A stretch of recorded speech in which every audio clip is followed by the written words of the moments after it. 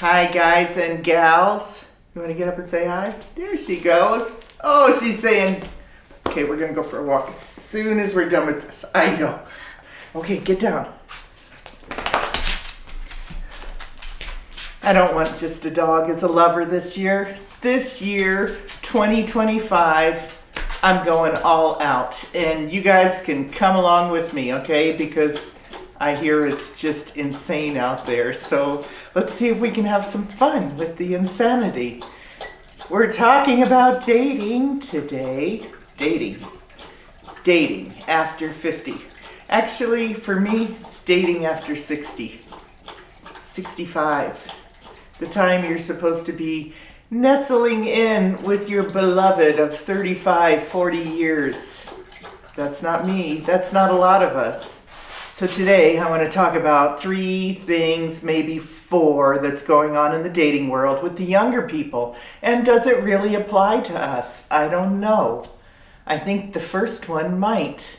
It definitely applies to me. Number 1, contra-dating. Contra-dating. Contradiction in dating. No, that's not what it is. It is dating people that you're not normally attracted to. Now, true story, I was only normally attracted to men who were attracted to me. I never thought that I had the option to be attracted to them or consider them a yes or a no, swipe right, swipe left. Didn't enter my mind. I had such low self-esteem that I thought if some man actually found an interest in me, I should probably go for it and take him up on it. That might sound crazy to some of you, but truly that's where I was. And my mother was like that. I don't think my grandmother, her mother was like that. But my mother had definitely gotten hammered into believing that she wasn't much more than a workhorse for the family. And that's kind of the way I thought too. I thought if a man would find me very attractive by the kind of worker I was, then I would be all set. The last man that I was in a relationship with for 15 years, you know what his first attraction to me was? The worker bee in me. We met at work and he saw me come in every morning and be at my desk at 7 and not leave till 6. I knew he was watching. It was part of my strategy. I knew that I could probably grab at least his attention for a little while if I was a good worker. Secondly, I thought, damn, I'm in the best shape of my life. To me, the best time to date would be between 40 and 50, partly because I was in the best shape of my life then. And so between my great work ethic and my hot bod, I had that guy wrapped around my finger. Now, is that something I wanted? He was a workaholic. He was looking for another workaholic. So our relationship was fine as long as I was a workaholic too.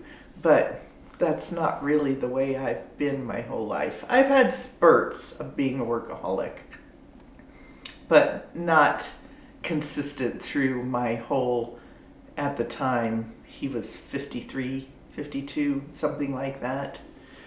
Not for a half century I wasn't. So, contra-dating.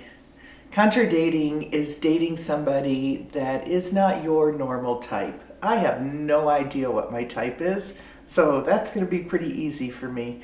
Now, except that we are typically appearance-minded first. So when I look at those men and see somebody that's short, well, oops, I've dated somebody that's 5'4" and I'm 5'9". That's not contra-date. If I see somebody that's heavier or that's thicker than I might normally go for, that's going to tell me that they're not going to be able to hike in the woods with me, and I want somebody to hike in the woods with me. Should I pass on somebody that hikes in the woods every weekend? Am I going to be able to keep up with them with my 1 time a month hiking in the woods and my twice a day dog walks?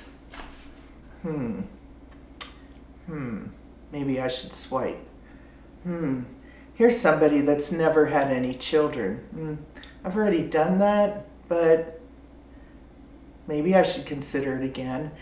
Do you hear me? All of a sudden I have all these rejections just based on previous expectations and previous experiences. You hear all those no's coming up. How am I going to get anywhere with all those no's? Which is a lot of what our problem is at 50 or 60. Gets worse as we get older. I was much more forgiving at 40 than I am going to be now. Younger people that are on dating websites are going for contra-dating. They're looking for people that aren't necessarily their normal. I'll try it. I'm taking you guys along with me on this, so let me know what you think. Another dating trend for younger people is dry dating, meaning just like a dry county, no alcohol. Not sure if that eliminates the rest of the drugs that we use to numb. Are you taking a gummy before you go on a date? Does that count? Does that mean all recreational drugs or just alcohol? I think it's a great idea. I don't know if I'd go all dry. I think some people having a glass of wine, it kind of relaxes them, takes the edge off. I don't know if I would want to go on a dry date because I am not a dry person. I enjoy really good wine. I drink it like it's really good wine. 1 glass, a glass and a half, maybe 2, and that's good. I don't want to go through a whole bottle, but you know, dry dating has its advantages because you're seeing somebody without any numbing, or you think there might be any numbing. Does that include Zoloft, any antidepressant or anti-anxiety prescription drugs that they're on? Dry dating, maybe not alcohol, but what else do you have going on that's balancing your emotions? Dry dating sounds like a good idea, but I'm not sure how valid it really is. I like to see somebody drink with me. You know, let's order a glass of wine, or let's order martinis or beer. I want to see if we're compatible in our numbing experiences.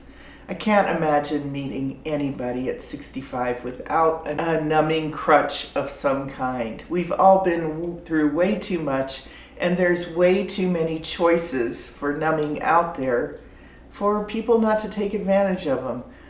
Do I agree with it? No, but I know that I numb and I escape at times.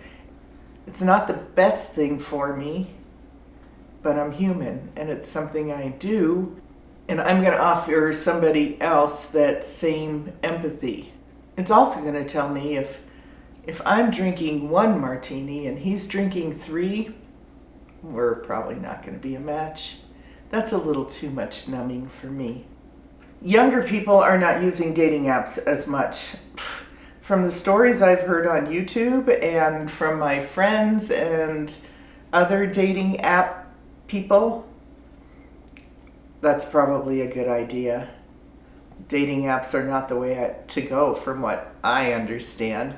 But I haven't been on them much, and Match.com has offered me a promo deal.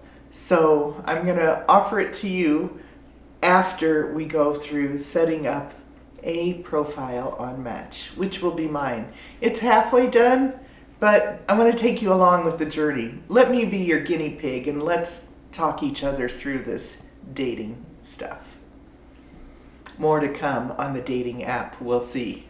All right, and finally, the last dating trend for younger people, and this is probably the most important one for our generation.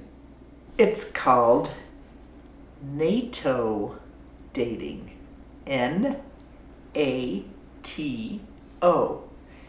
Not attached to outcomes. What more do you need to say with that? It's dating. We're just trying something. Just consider it a new dishwashing soap. And did you know how much difference there is in dishwashing soaps between the old powdered box that we used to get and the one that's liquid and the one that's the little pods now? Okay, it's just like dating. Do you want the powder? Do you want the liquid? Do you want the pods? Forget about the outcome. Forget about finding love forever. Forget about finding somebody that you're going to be compatible with. Live in the moment. Go out. Have a great time at whatever you're doing, even if it doesn't work out the way you wanted. Do you know how many dates I've been on that I've, in the middle of the date, I've just said, okay, I'm here and it's halfway over.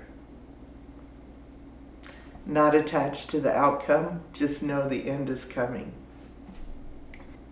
So let's see what happens. We have 4 dating trends, particularly the last one, NATO, not attached to the outcome. It's kind of a good way to be with everything at this age. Let's just try it. Hey, thanks for joining me. I so appreciate you. I am so grateful for your presence on this channel. You have no idea how it's changed my life. And all YouTubers say that. It really is true. Don't forget to subscribe, okay? Don't forget. See you next time.